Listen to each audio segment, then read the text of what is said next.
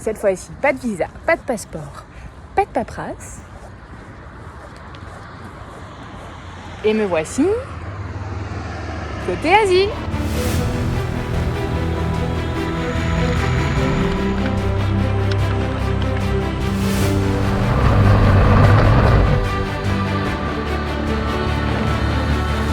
Salut à tous et bienvenue dans ce nouvel épisode. La dernière fois, on s'est arrêté quelque part entre Ufa et Ekaterinburg. Je me dirige en direction de Krasnofinsk, où je suis attendue par Olga et Maxime. On y retourne.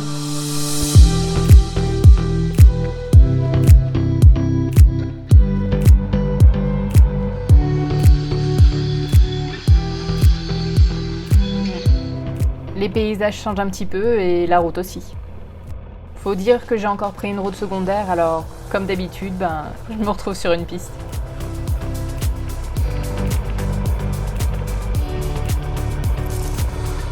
Je suis toujours quelque part. Et là, la route, c'est plus vraiment de la route en fait. C'est en fait beaucoup de poussière. Bon, heureusement, il n'y a pas grand monde. Parce que dès qu'on se croise, j'y vois plus rien. Du coup, là, ça fait déjà plusieurs kilomètres que je roule debout, parce qu'en fait, il y a beaucoup de trous. Et je sais pas jusqu'à quand la route est comme ça. J'espère pas jusqu'au bout, puisqu'il me reste encore, je pense, bien 200 km. Suspense. Il y a tellement de poussière dans le coin que toute la végétation est recouverte d'une pellicule grise. J'ai un peu l'impression d'être dans un dessin animé, dans un monde qui aurait perdu ses couleurs. C'est très étrange.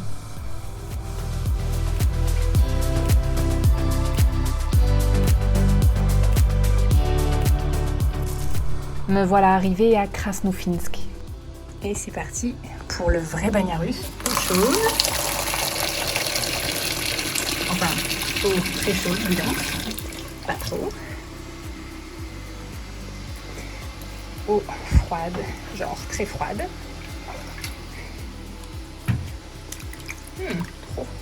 Trop chaud.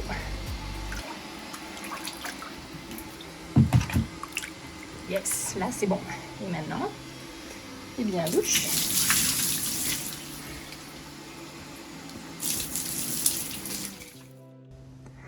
Après une bonne nuit de sommeil chez Olga et Maxime, à Krasnofinsk, il est temps de refaire les sacs. Parce qu'il y en a partout. C'est l'heure du petit-déj et c'est royal. Maintenant, à l'attaque. Ce matin, je suis en assez bonne compagnie. Ça ronronne. Petit chauffage d'appoint russe. Bon, ils ziotent quand même aussi un petit peu le petit-déj, on va pas se mentir. Allez, minouche. Qu'est-ce que c'est? Des chats.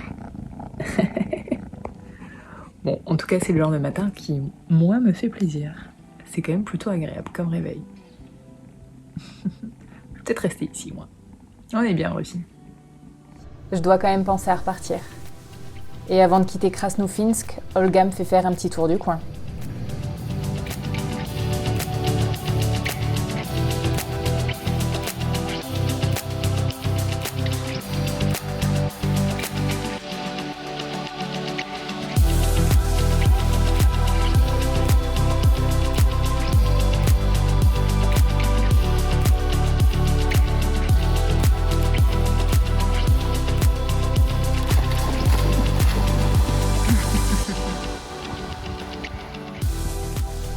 Après avoir remercié chaleureusement Olga, je reprends la route pour Ekaterinburg, à peu près 227 km de là.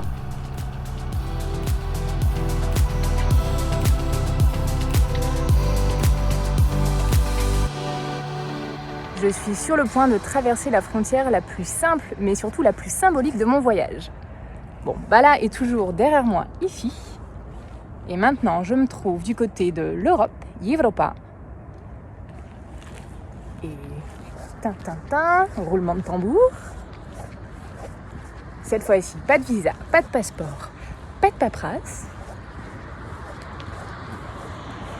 Et me voici côté Asie, Asia. Ça commence à sentir bon l'Asie centrale tout ça. Au moins maintenant, je suis du bon côté. Et oui, ça y est. Je sens que je me rapproche de plus en plus de mon but. L'Asie centrale et ses pays en ce temps.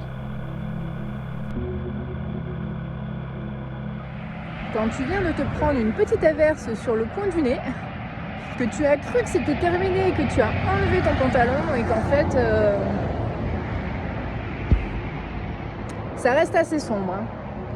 À mon avis, je vais y avoir droit de nouveau avant d'arriver à Yekaterinburg. Bon, ben, je n'y couperai pas.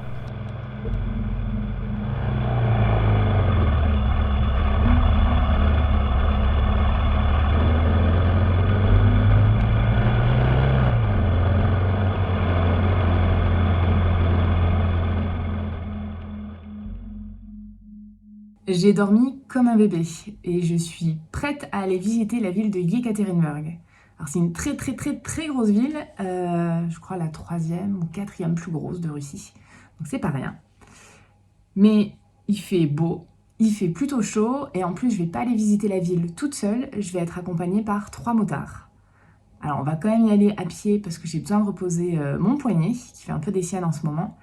Mais du coup voilà, je vais avoir un peu mes guides perso, donc c'est vraiment super cool. C'est ainsi que je rencontre Tatiana, dite Tania, Anton et Alexandre, dit Sacha. On profite du beau temps pour se balader le long du Gorodskoye Prut, une sorte d'étang qui se trouve en plein milieu de la ville.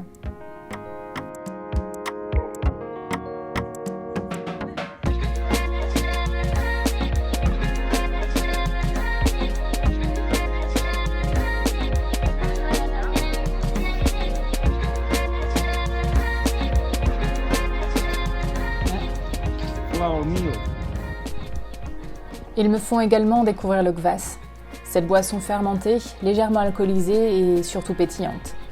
C'est très rafraîchissant et plutôt bon. Direction le centre de l'ancien président Eltsine.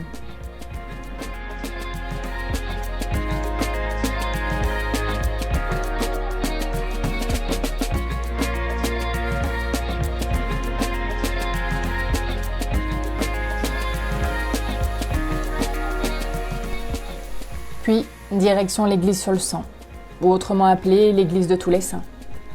Elle porte ce nom car elle a été construite sur le terrain de la villa Ipatiev, où fut exécuté le dernier empereur de Russie, Nicolas II, ainsi que sa femme, ses enfants et ses serviteurs en 1918. Cette église a été construite en commémoration de la famille Romanov et de son destin tragique.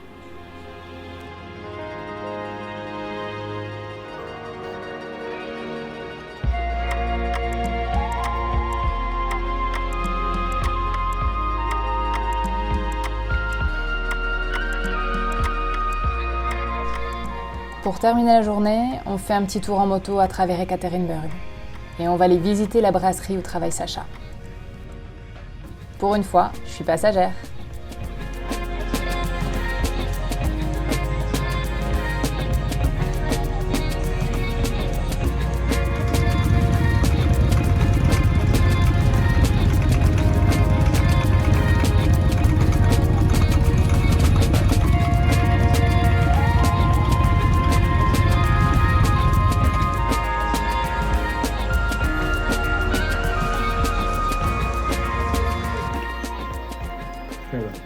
Это ячмень по-русски, по-английски это мальт. Мальт это солод, а это получается у нас идет...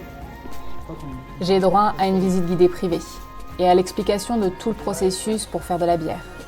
Le tout en respectant les normes d'hygiène, donc blouse et Charlotte oblige. Après une très belle journée de visite en leur compagnie, Tania, Anton et Sacha repartent sur leur moto rutilante.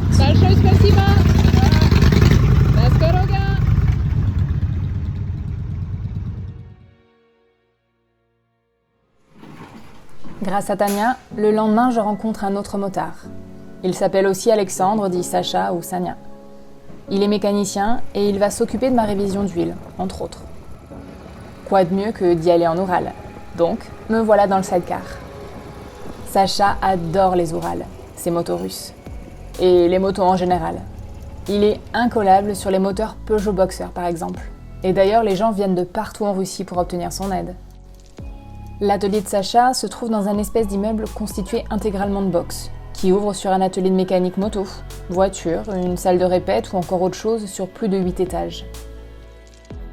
Il me fait faire le tour du propriétaire et je rencontre d'autres motards, comme Pacha, Vitali, Tim et tant d'autres. Le soir même, on part faire une petite balade en Oural. Off-road.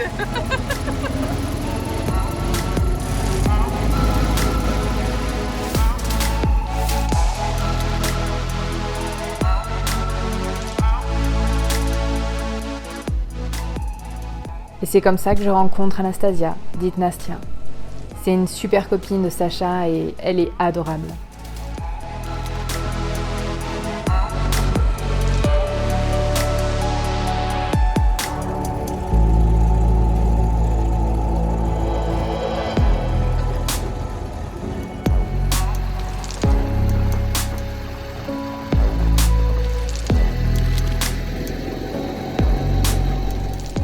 Au retour, Pacha m'initie à l'aérographie. Et honnêtement, je suis très mauvaise.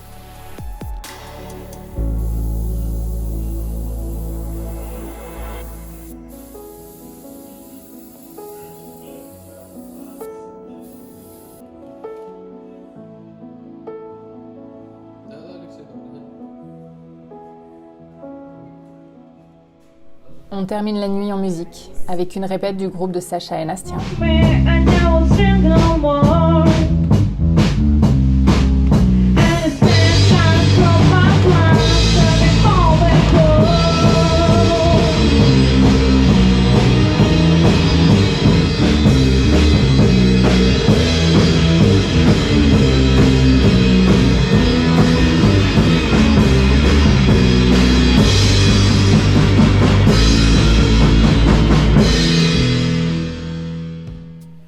Il est temps de quitter Ekaterinburg, mais je ne pars pas toute seule. Je suis accompagnée par Sacha et par un ami à lui qui s'appelle aussi Alexandre, ou Sacha. Oui, il y a beaucoup d'Alexandre en Russie.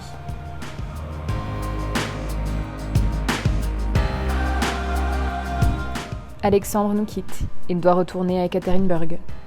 Avec Sacha, on continue la route direction Kourgan, à 380 km d'ici.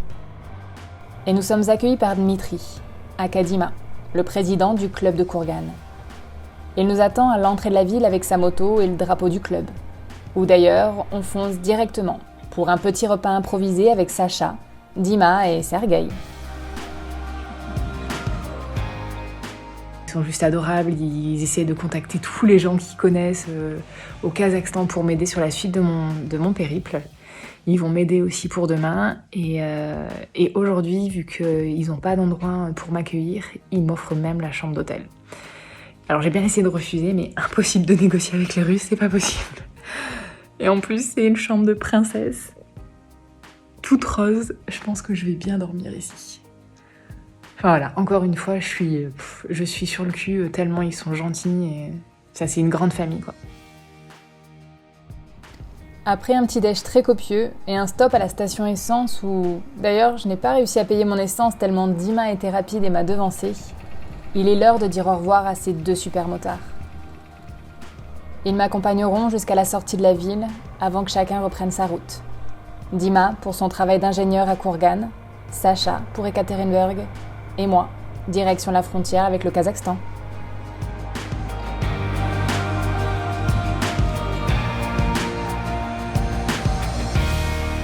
Ça y est, je quitte la Russie qui est juste derrière moi pour rentrer ici, au Kazakhstan. Alors c'est très cool, je passe une nouvelle frontière, mais pour être honnête, je suis quand même un peu triste. J'ai vraiment eu un coup de cœur énorme pour la Russie et encore plus pour les Russes. Et encore plus pour les bikers russes. Franchement, j'ai fait des rencontres juste hallucinantes et ça a été 2 semaines juste folles, quoi. Donc j'espère vraiment pouvoir revenir l'année prochaine et je croise les doigts, pouvoir aller jusqu'à Vladivostok. On en reparle d'ici quelques mois, là c'est encore un peu tôt, mais ouais. Bon, en tout cas, moi je continue direction le Kazakhstan. Merci beaucoup à mes amis russes et puis je vous dis à très bientôt, promis, je reviens. Большое спасибо et до скорого. Пока. Tout est dit, non ? Ces 2 semaines en Russie, qui n'étaient pas du tout prévues dans le plan initial, ont été un vrai choc pour moi et une vraie découverte. J'ai fait de très belles rencontres, avec des gens chaleureux, curieux mais surtout bienveillants. C'est donc le cœur lourd et des larmes sur les joues que j'ai quitté la Russie. Mais il me reste tellement de choses à découvrir et tellement de pays. Le prochain, c'est le Kazakhstan. Et je sens que lui aussi, il me réserve son lot de surprises. En attendant, je vous dis à très bientôt pour de prochaines vidéos. Salut!